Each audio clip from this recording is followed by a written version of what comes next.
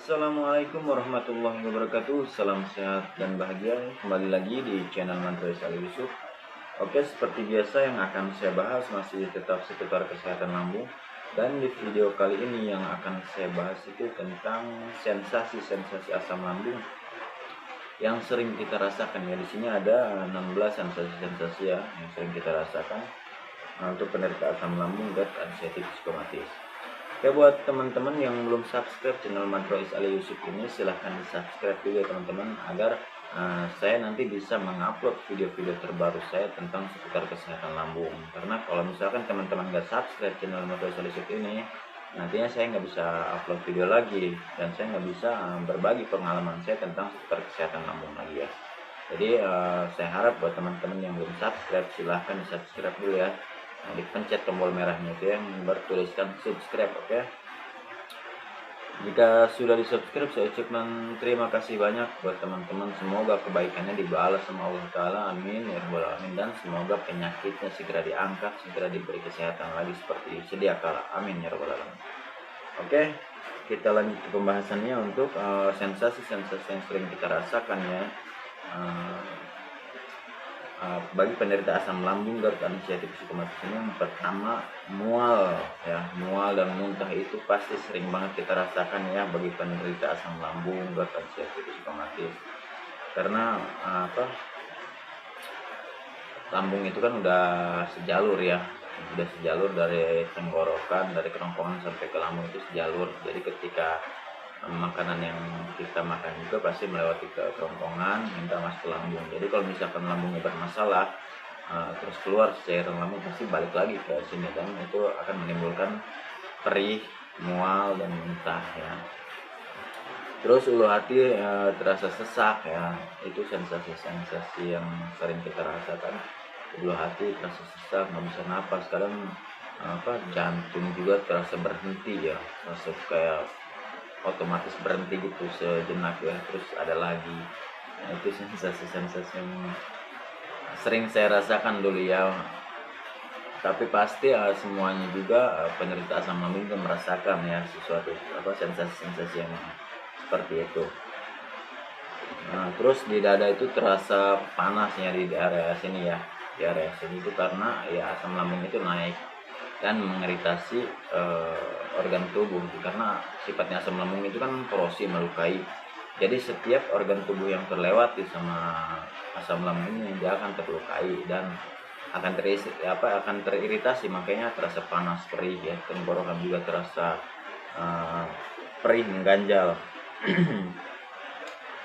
Terus ya tenggorokan terasa perih dan mengganjal ya, kelayangan juga tuh, terus terasa kelayangan. Itu kelayangan ini sesuatu yang sangat berat menurut saya. Kelayangan saya soalnya kalau misalkan udah kelayangan, badan udah terasa goyang, pusing, kelayangan itu udah nggak bisa ngapa-ngapain. Tapi kalau misalkan yang lain kayak misalkan perut, perih, mual, itu kita masih bisa beraktivitas lah walaupun di dalam rumah. Ya, tapi kalau misalkan udah kelayangan itu mau ngapain coba, paling bisa ya rebahan doang ya, tidur, nggak bisa ngapa-ngapain, berat banget. Terus badan terasa ya goyang gitu ya, gemeteran, terus gemeteran kayak orang belum makan 3 hari aja ya, gemeteran. Sebenarnya sensasi-sensasi ini itu sifatnya hanya sementara ya. Walaupun kita gemeteran, kadang kelayangan, itu sifatnya hanya sementara, paling ya sejam 2 jam udah pulih lagi, kadang setengah jam juga udah baik lagi. Cuma kalau kelayangan ini nih, kelayangan itu lama gitu. Kalau kelayangan mah susah gitu untuk pulihnya gitu. Kalau otak kita benar-benar belum normal mah ya. Sedangkan mengontrol pola pikir itu nggak mudah memang. Cuma emang kita harus bisa mengontrol pola pikir kita ya, harus ketika sensasi apapun yang menyerang tubuh kita. Untuk penderita asam lambung, GERD anxiety psikomatis itu kita harus benar-benar bisa mengontrol pola pikir ya. Jadi nggak usah panik ketika si sensasi-sensasi itu menyerang. Ya udah, nggak usah panik, kita nikmati aja ya, kita nikmatin aja, nggak usah dipikirin. Soalnya ya mau gimana lagi gitu ya, orang emang keadaannya seperti itu, mau kita jerit-jeritan juga nggak bakalan sembuh. Seperti orang yang sakit gigi lah, sakit gigi misalkan ya, dia sedang sakit gigi nih, oh nangis ya, ibaratnya gerung-gerungan kayak gimana juga pas diobatin itu akan meredakan gitu ya beberapa menit, tapi nantinya bakal kambuh lagi gitu, selang berapa jam bakal kambuh lagi ya, seperti itulah asam lambungnya. Jadi walaupun kita sedang misalkan sedang kambuh nih ya, oh itu udah sensasi kan munculan itu udah, ya udah kita cuma bisa uh, nikmatin aja ya, walaupun diobatin kayak gimana juga kalau belum waktunya membaik itu bakalan kayak gitu terus gitu ya, nggak bakalan membaik. Jadi ya sebisa mungkin kita harus pokoknya tenangkan pola pikir ya, tenangkan hati kita, ya udah nikmatin aja ya. Jadi sensasi apapun yang menyerang kita nikmatin aja, soalnya itu nggak bakalan kenapa-napa, nggak berbahaya ya, nggak berbahaya sama sekali. Terus suka keluar keringet dingin ya, keluar keringet dingin itu loh, suka terasa menggigil, kedinginan ya, walaupun di siang hari juga kadang suka kayak menggigil, apalagi kalau di tempat-tempat daerah pegunungan ya, itu di daerah Bandung tuh yang cuacanya yang sejuk dingin itu sangat mudah itu untuk menaikkan asam lambung ya. Cuaca yang ini itu sangat mudah untuk menaikkan asam lambung. Jadi kalau di daerah-daerah yang seperti Bandung kayak gitu ya, puncak, pegunungan juga, dengan lebih baik gunakan jaket tebal ya. Setiap hari itu harus pakai jaket tebal, ada apalagi kalau mau tidur itu harus pakai jaket tebal, soalnya selama waktu subuh itu akan terasa dingin banget, nanti menggigil, naik lagi, kambuh lagi asam lambung. Terus perut terasa begah ya, begah itu bisa disebabkan dari makan ya, yang seperti pernah saya sebutkan. Jadi kalau misalkan kita makan itu jangan terlalu cepet-cepet ya, jangan terlalu cepet-cepet, kita nyantai dinikmatin gitu ya, dikunyah sampai halus baru ditelan. Jangan ini mah baru dikunyah 2 kali 3 kali langsung ditelan, nantinya si lambungnya itu bekerjanya terlalu keras karena untuk menghancurkan makanan, sedangkan posisi lambung kita itu kan sedang bermasalah, sedang sakit, kita suruh kerja keras menghancurkan makanan, itu akan lebih hancur lagi, itu akan lebih drop lagi si lambungnya. Jadi makannya itu pelan-pelan aja. Kalau misalkan kita makan terlalu cepat, si lambungnya akan mekar dengan cepat, dia akan kaget, jadi maka terasa penuh, begah itu ya perut. Jadi seperti itu. Terus pencernaan bermasalah ya, memang asam lambung itu kan identik dengan pencernaan ya. Jadi kalau misalkan pencernaan kita sedang bermasalah ya nggak usah panik, nggak usah takut ya, memang si lambung kita ini sedang bermasalah, apalagi kalau misalkan sampai keluar darah ya. Terus ada juga sih kata yang susah BAB, pokoknya nggak usah panik lah, walaupun mau kayak gimana juga ya, penyakit lambung itu nggak berbahaya, bisa disembuhkan walaupun katanya udah keluar darah. Kalau misalkan penyakit lambung itu bisa disembuhkan, nggak berbahaya ya, nggak berbahaya. Ini terapkan dalam pemikiran kita itu dan hati kita itu bahwa penyakit asam lambung ini nggak berbahaya sama sekali ya, pasti bisa sembuh kok, asalkan niat yang sungguh-sungguh. Pokoknya kalau misalkan kita udah niat, pasti akan kita lakuin ya sesuatu yang membuat tubuh kita itu sehat. Seperti yang sering saya jelaskan, jaga 3P ya, 3 pola makan, pola pikir, pola hidup sehat. Kalau misalkan kita udah bersungguh-sungguh dengan sehat, pasti kita akan menerapkan 3P ini dengan baik, dengan benar ya.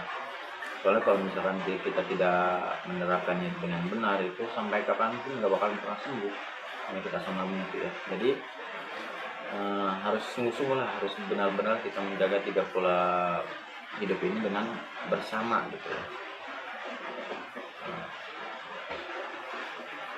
Terus area dada kiri dan kanan ini kadang suka terasa sakit gitu ya, nyelekit panas gitu ya, kiri atau sebelah kanan gitu. Saya juga dulu sering merasakan kadang sampai tembus ke belakang gitu ya, terasa gitu tembus sampai ke belakang.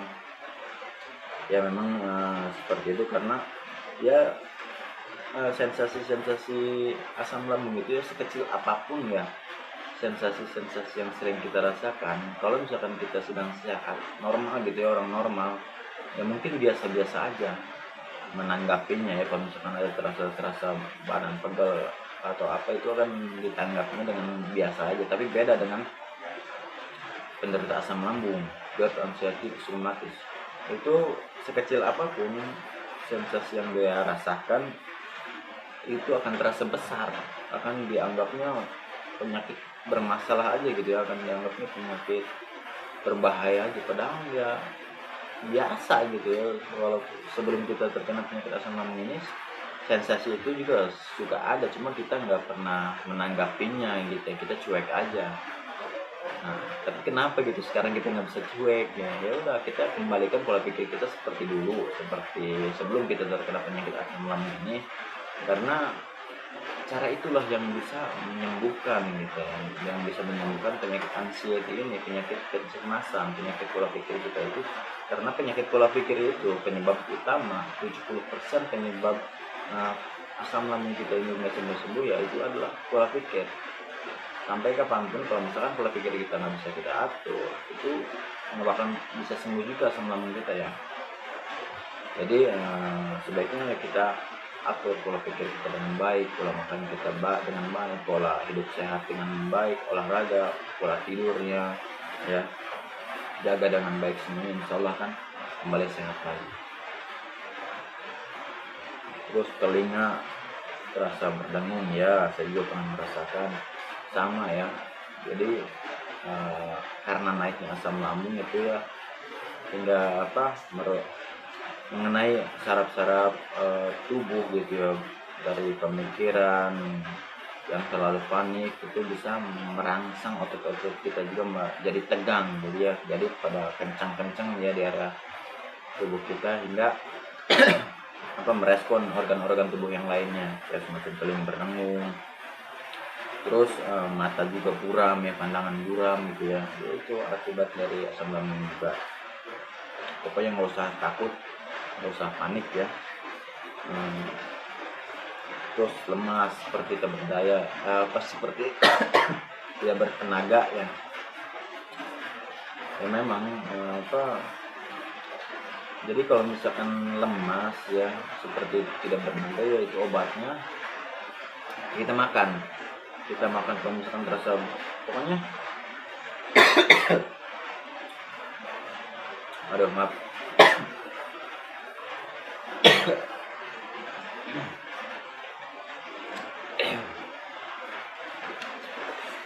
Jadi kalau misalkan terasa sensasi-sensasi apapun itu, langkah baiknya kita makan ya, makan aja, mau badan lemas kayak gimana juga, yang obat yang paling ampuh itu makan. Kita makan, nanti juga akan kembali lagi tenaga kita. Karena kalau misalkan kita lemas ya memang si lambung kita itu cepat kosong karena daya kerja si lambung itu sangat cepat, sangat cepat mengosongkan lambung. Siklus lambungnya itu sangat cepat gitu ya. Makanya kalau misalkan terasa lemas ataupun tak bertenaga ya udah, kita makan dengan porsi yang kecil aja, nggak usah terlalu banyak tapi sering gitu ya, 2 jam atau 3 jam sekali kita makan, atau ngemil. Yang cemas dan takut mati itu udah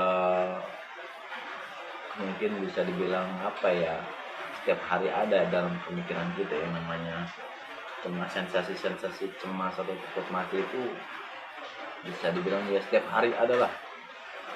Mau jangankan kita mendengar ya, jangankan kita melihat gitu ya, kita mendengar aja, misalkan ada yang kecelakaan, ada tetangga kita yang meninggal atau siapa aja yang meninggal, itu pasti otak kita udah macem-macem itu ya, berpikirannya udah negatif semua.